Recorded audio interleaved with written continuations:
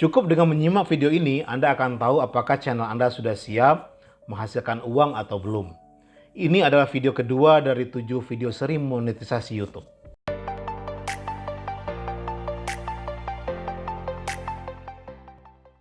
Halo, jumpa lagi dengan saya Budi Putra, host Tukang IT. Apa kabar semuanya?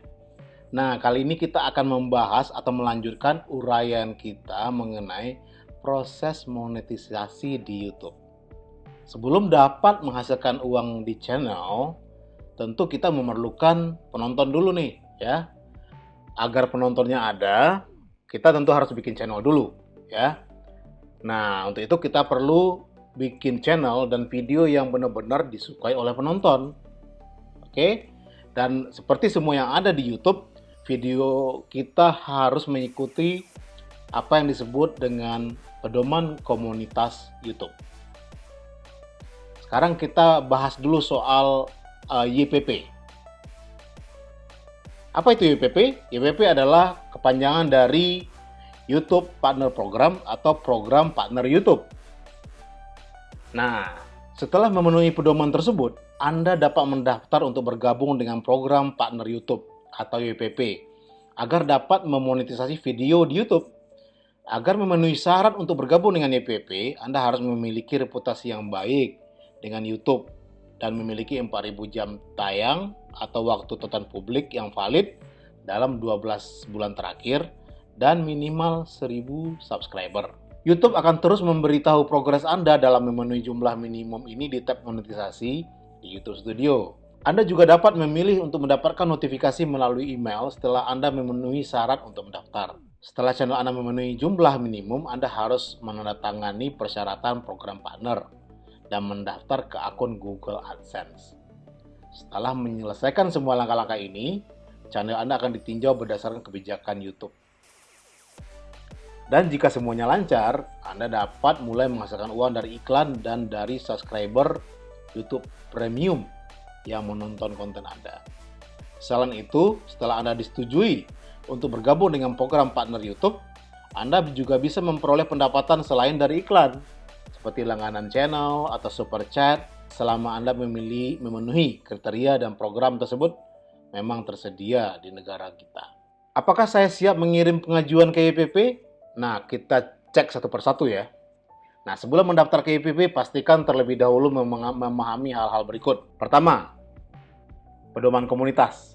Mari kita mulai dengan pedoman komunitas YouTube. Aturan umum tentang hal yang diizinkan dan dilarang di YouTube.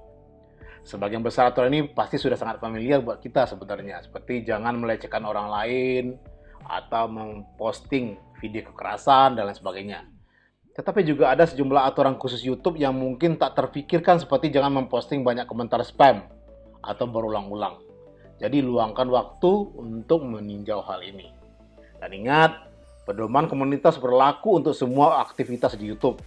Memposting video, komentar, thumbnail, dan lain-lain. Jika melanggar pedoman komunitas ini, peringatan diberikan saat pelanggaran terjadi. Selanjutnya, jika kembali melanggar, Anda akan mendapat teguran pedoman komunitas. Jangan khawatir, teguran akan berakhir setelah 90 hari dan lebih dari 90% kreator hanya mendapatkan satu kali teguran. Ya. Artinya, jika mendapatkan 3 teguran dalam waktu 90 hari, artinya berturut-turut nih, selesai sudah dan akun Anda akan dihentikan. Game over Anda. Hak cipta. Hak cipta atau copyright adalah hak hukum yang memberikan kreator hak eksklusif atas karya asli untuk menentukan penggunaannya. Pada dasarnya, video, musik, karya kreatif milik orang lain tidak boleh digunakan di video Anda tanpa seizin pemiliknya, termasuk menyanyikan lagu atau membaca lirik yang ditulis orang lain. Jadi, bagaimana cara menegakkan hak cipta ini?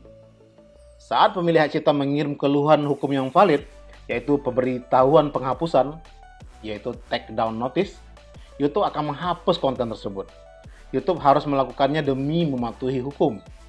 YouTube juga harus mencegah agar orang-orang tidak kembali melanggar hak cipta orang lain di YouTube. Jadi YouTube membuat sistem teguran hak cipta. Jika konten Anda mendapatkan pemberitahuan penghapusan, YouTube akan menerbitkan teguran hak cipta. Sistem teguran hak cipta dan sistem teguran pedoman komunitas tidak saling mempengaruhi. Jadi, jangan terkejut jika Anda mendapat teguran hak cipta atau copyright strike terhadap akun Anda selama 3 kali berturut-turut. Akun Anda akan dihapus, di blacklist dari YouTube. Jadi hati-hati banget ya. Anda mungkin pernah mendengar istilah Content ID dan ingin tahu hubungannya dengan hak cipta? Nah, ini kita bahas. Untuk membantu kreator YouTube memanfaatkan konten hebat yang disukai sekaligus tetap melindungi hak pemilik hak cipta, YouTube membuat sistem namanya Content ID. Sebuah sistem penegakan otomatis yang memungkinkan pemegang hak terbesar di dunia bisa menemukan karyanya jika karya mereka digunakan oleh orang lain dan mengklaimnya, bukan menghapusnya.